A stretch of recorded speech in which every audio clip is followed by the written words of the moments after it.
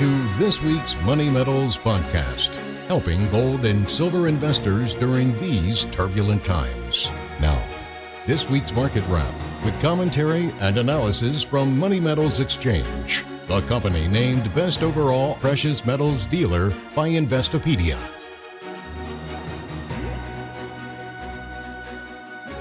Welcome to this week's Market Wrap podcast. I'm Mike Leeson. Well, the more things change in Washington, the more they stay the same. Under the new leadership of House Speaker Mike Johnson, Congress passed the stopgap funding bill on Tuesday to once again avert a government shutdown. It was quickly approved by the Senate on Wednesday, then signed into law by President Joe Biden. Like the last one, the latest bipartisan budget scheme includes no spending cuts. So once again, deficit hawks are left feeling betrayed, not to mention alarmed at the country's worsening fiscal trajectory. Following the deal, Representative Chip Roy of Texas unloaded on his fellow Republicans in a blistering House speech. Is $34 trillion of debt not enough? $2 trillion deficits not enough? We have bills trying to cut spending, and we have games being played by appropriators right here. Sitting in the Rules Committee night before last, I had appropriators looking at me and talking about the side deals that were cut to keep spending money, to set up funds in slush funds. That's the way this town operates. Slush funds, backroom deals, continuing to spend money we don't have. I am sick and tired of it. I didn't come here to have the Speaker of the House assume the position and in 17 days pass a continuing resolution off the floor of this House through suspension of the rules. I want my Republican colleagues to give me one thing, that I can go campaign on and say we did. One. Anybody sitting in the complex, if you want to come down to the floor and come explain to me one material, meaningful, significant thing the Republican majority has done besides, well, I guess it's not as bad as the Democrats. Business as usual politics are stubbornly refusing to change course even in the face of budget deficits now projected to exceed $2 trillion. They were also unmoved by last Friday's warning from credit ratings agency Moody's. It lowered its outlook of U.S. Treasury obligations from stable to negative. For now, it still assigns a coveted AAA rating to the U.S. government, but earlier this year, Fitch joined Standard & Poor's in revoking the AAA status of Treasuries. Moody's could follow suit at any time. Biden administration officials, including Treasury Secretary Janet Yellen, came out with statements complaining about the latest jab at U.S. creditworthiness. They insisted the economy is strong enough to support government borrowing and the treasuries remain safe.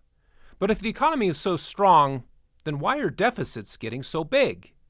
Even under the Keynesian economic theories that justify big government interventionism, the government is only supposed to be running up large deficits to help lift the economy out of recession. During times of prosperity, deficits are supposed to narrow rapidly toward a balanced budget. That's obviously not happening now. Bizarrely, though, President Biden has repeatedly touted deficit reduction as an accomplishment of his administration. Apparently, he would have the American people believe that annual budget shortfalls of $2 trillion would be even larger if it weren't for Bidenomics.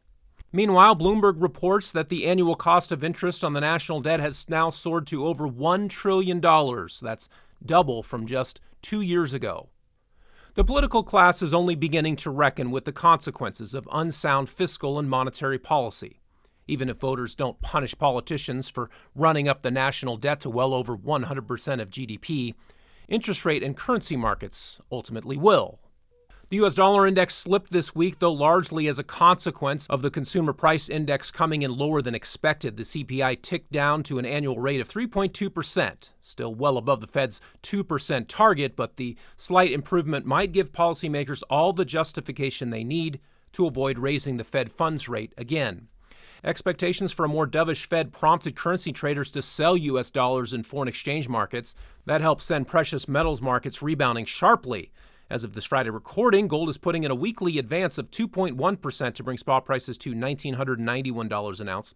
Silver is gaining an impressive 6.3%, or nearly $1.50, to trade at $23.86 per ounce. Platinum is up 5.7% to settle at $909. And finally, palladium is pushing higher by 9.2% as prices come in at $1,082 per ounce. Bulls are still looking for a year-end rally to redeem what has been a choppy market for precious metals in 2023. Obviously, the $2,000 level for gold is significant. The monetary metal has traded above it multiple times over the past few months, but has been unable to hold there for long. More sideways action heading into 2024 wouldn't necessarily be a bad thing either.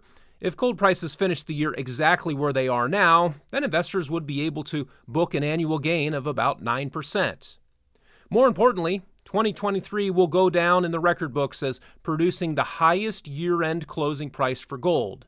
That would be a very constructive place from which to start trading in what could be a pivotal election year in 2024.